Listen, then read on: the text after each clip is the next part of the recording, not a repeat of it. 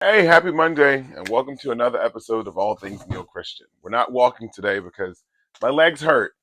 So last night or to this morning, you'll probably see me in a red patent leather outfit, and I've given you hints as to something that was happening around like dance hall the past couple of days.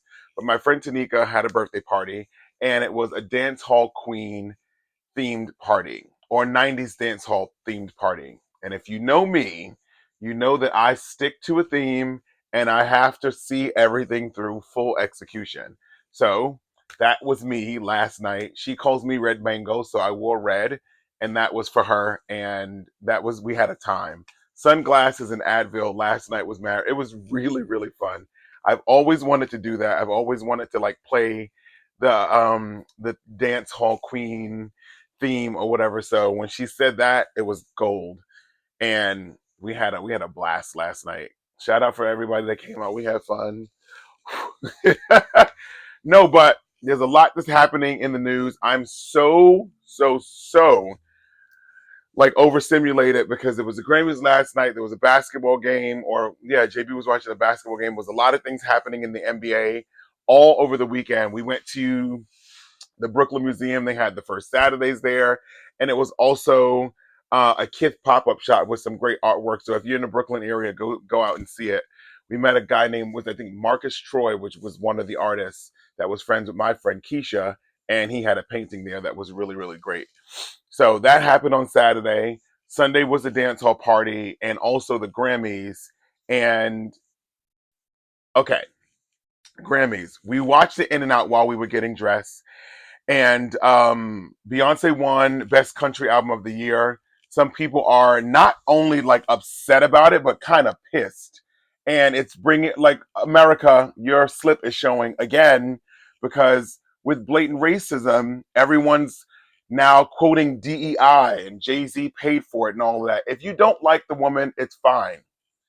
If you don't like her music, don't listen to it. But you cannot deny what Beyonce Giselle Knowles Carter has done for the music industry, let alone American music industry, and with a little bit of sprinkle of it on helping Black people see themselves in a light that a lot of people don't see us. So let us have that.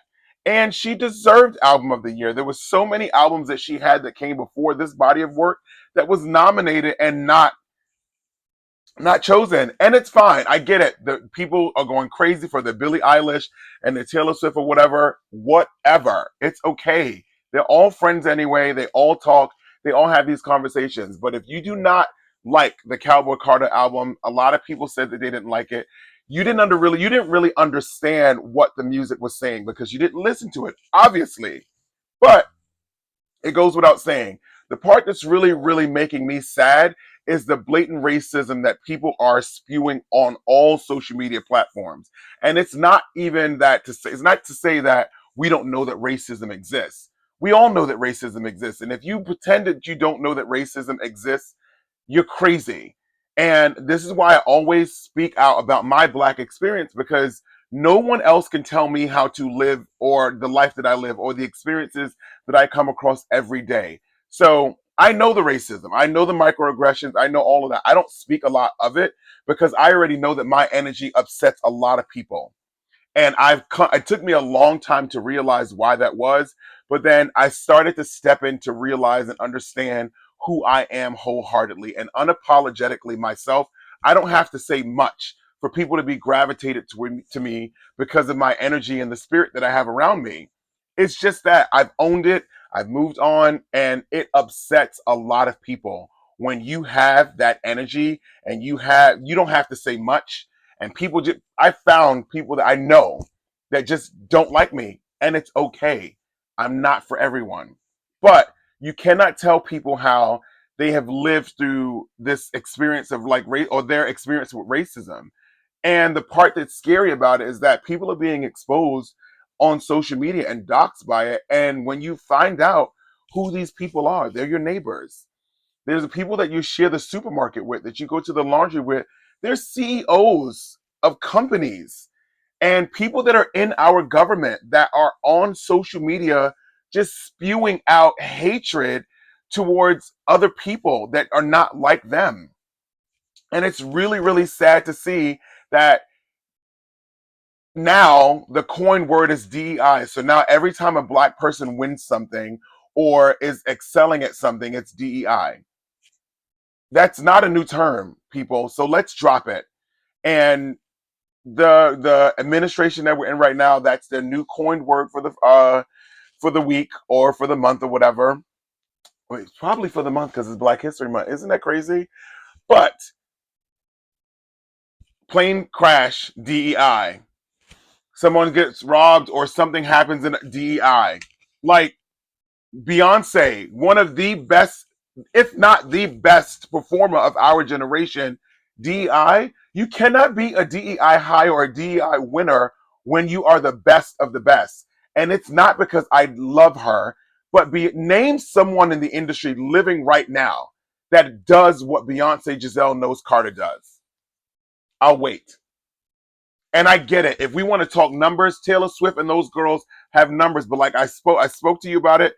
That's a whole different demographic because Taylor Swift's demographic is much younger than Beyonce, and it goes up to older women, which is fine. Again, that's numbers. But when we're talking about talent, and when I say talent, I mean dancing on stage while your mic is on, being able to perform for 2.5, 3 hours. And when I say perform, I'm not talking about just singing the mic and doing a little sway. I'm talking full on choreography. This girl was learning to dance in heels at the age of 15, 16 on a treadmill.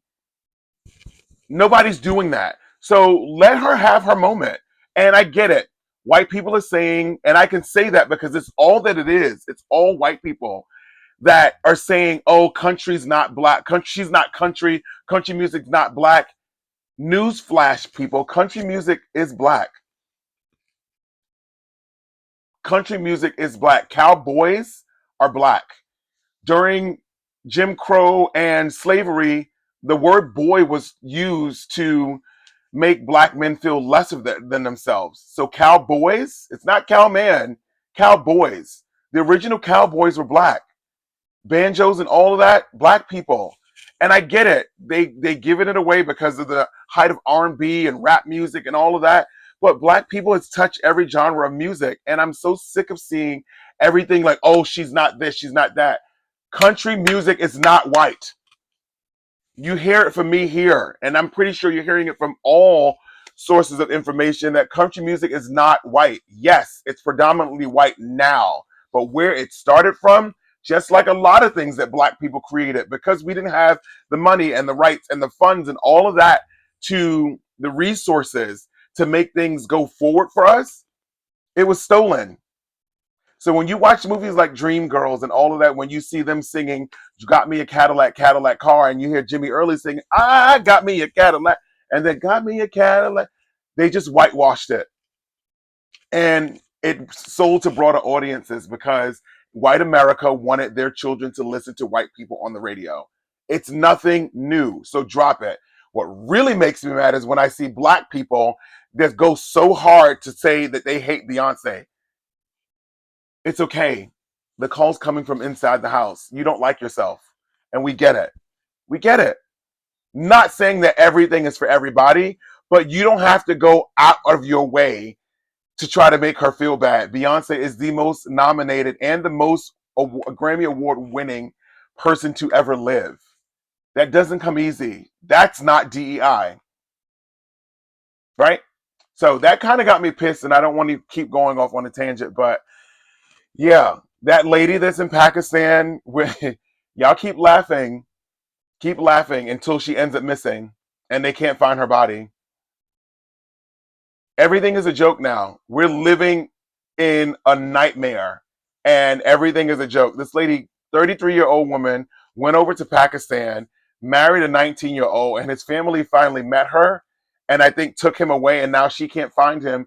And now she doesn't have money to come back to America. So she is, sorry, now asking people and created a GoFundMe so that she can get back to America. Excuse, I beg your pardon. Like, what world are we living in? What is happening?